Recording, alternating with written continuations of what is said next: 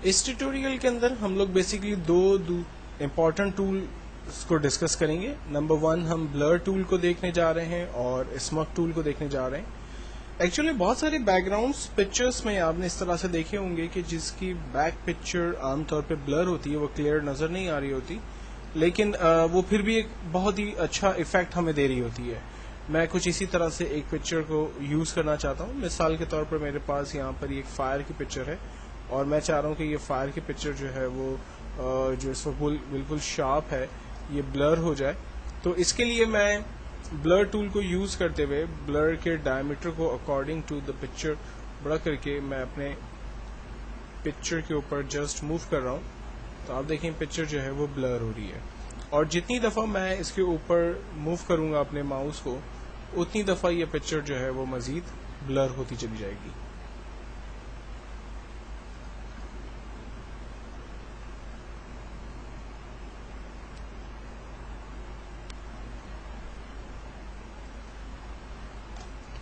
ना पिक्चर को ब्लर करने के बाद अब मैं चाह रहा हूँ कि इसके ऊपर कोई नई पिक्चर जो है वो मैं पेस्ट कर दूँ और जस्ट लाइक एक बैकग्राउंड के तौर पर नज़र आए।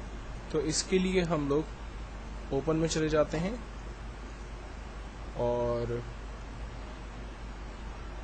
कोई भी एक पिक्चर मैं जस्ट यहाँ से सिलेक्ट कर लेता हूँ।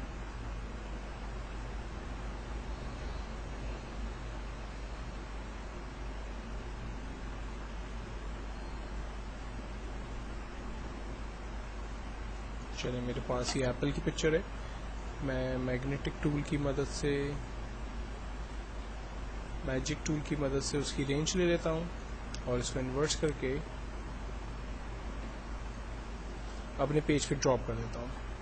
ये देखिए पेज के बैकग्राउंड पे जो पिक्चर है वो बेसिकली ब्लर है, जबकि ओरिजिनल पिक्चर जो है वो हमारी बिल्कुल ही शार्प और क्लियर हमें नज़र आ रही है।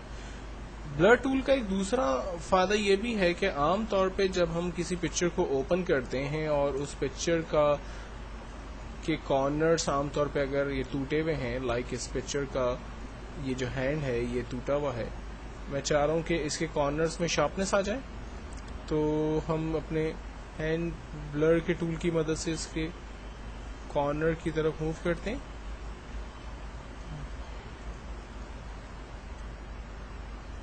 देखें इसकी बुक की जो एजेस हैं इसको मैं थोड़ा सा क्लियर करने की कोशिश कर रहा हूँ। तो ऐसी इमेजेस जो कि आम तौर पे क्लियर समझ नहीं आ रही होती है, जिनके एजेस जो है वो आम तौर पे ठीक नहीं होती हैं, तो उन पिक्चर्स को हम लोग ब्लर की मदद से यूज़ करते हुए थोड़ा सा उसमें इफेक्ट जो है वो क्रिएट कर सकते हैं।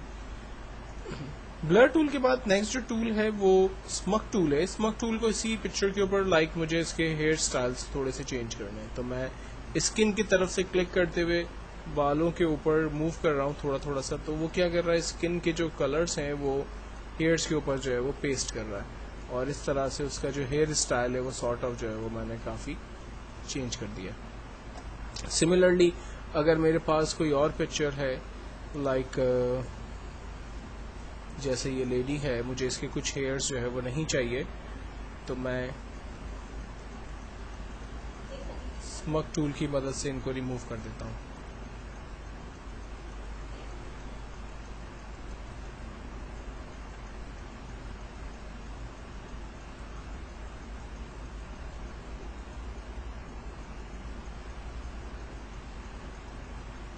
राइट, ये देखें मैंने इसके काफ़ी हेयर्स जो है वो चेंज कर दिए।